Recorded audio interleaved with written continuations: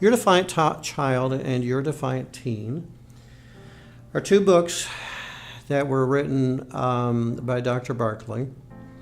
These books are actually directed not toward children, they're directed toward parents.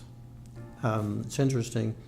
In my private practice, parents bring children to me usually with the idea that I want you to fix my child and then give them back. These books actually are directed toward the parents of children. Your Defiant Child and Your Defiant Teen, there are a number of children who evidence defiant behavior, and the thing that starts to happen is there's a power struggle that starts to take place in the home, this butting of heads with the parent and the child.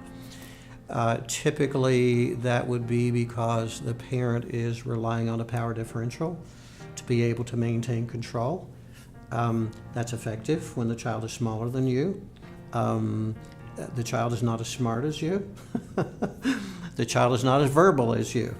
But when the child starts to grow and develop and they get some height and some emotional intensity and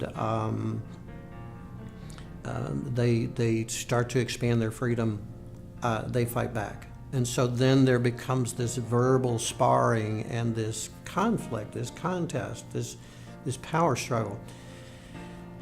Parents even get to the point where they don't even want to be around their child because of the way that they're behaving. And these books are designed to help the parent reestablish that positive connection that they had with the child before, and then use that as a foundation once the relationship is reestablished to then reset controls and how things can be done, and help the child become compliant once again, help the child to learn how to do things in the way that they need to be done in this family. A little bit of a caveat for this in foster care is I talked about the parent reestablishing the relationship. In foster care, it's necessary for the parent to establish the relationship. And so these books focus on that, and what he talks about is parents need to be consistent. That's the hallmark of them. These are following steps. In Your Defiant Child, there are 8 steps. In Your Defiant Teen, there are 10 steps. He cites 80% success rate when parents use these. And basically he asserts that it's necessary for the parent to change in order for the child to change.